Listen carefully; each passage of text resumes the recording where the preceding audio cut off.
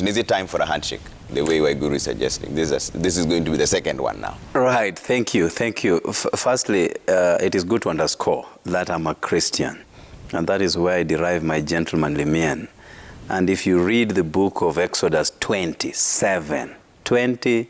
chapters 20, verses 7, it says, "Thou shalt not take the name of the Lord God in vain." Yeah. So let me hope, sometimes against hope, that Uda's consistent propagation of the name God is not in vain. Let me just hope, sometimes against hope. But let me tell you, the rubber is just about to hit the road.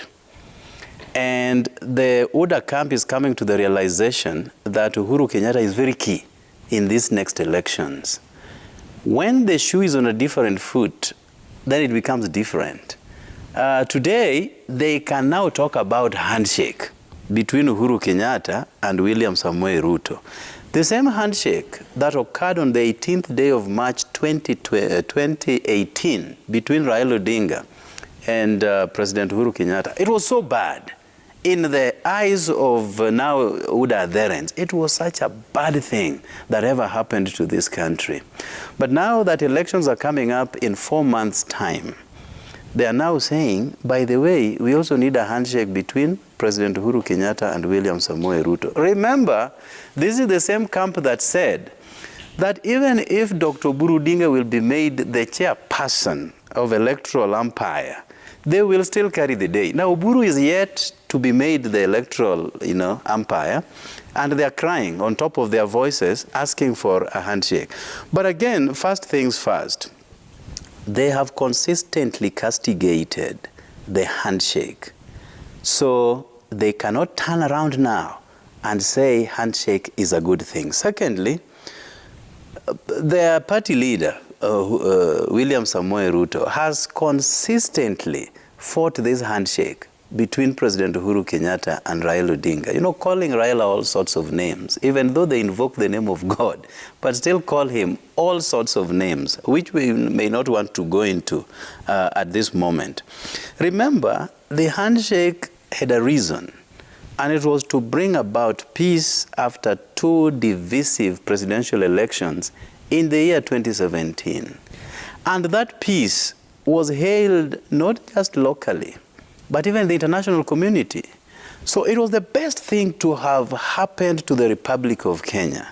And those who have fought it ever now are saying, we also need a handshake at the tail end of President Uhuru Kenyatta's term.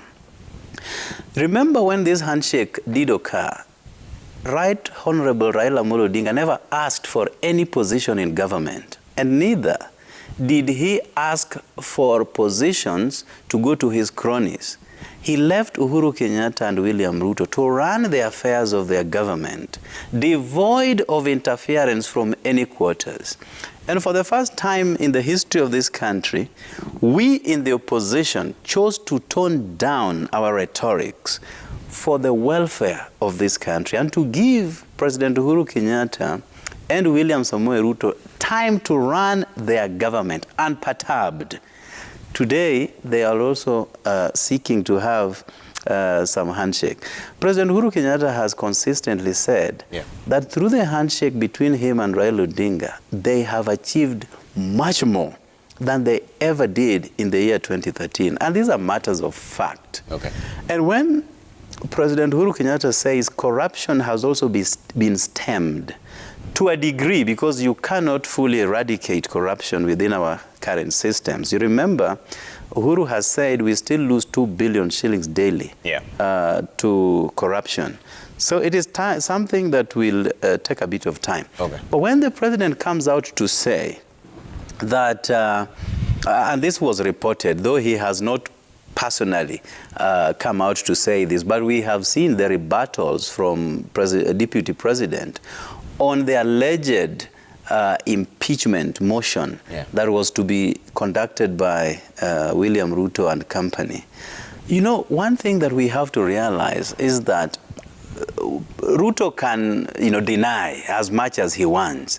But remember, this is the same president that benefits from the NIS. He has a lot of intelligence about everybody, including things that happen in darkness. He's being briefed on a daily basis. And Uhuru Kenyatta, from the records, is not a madman.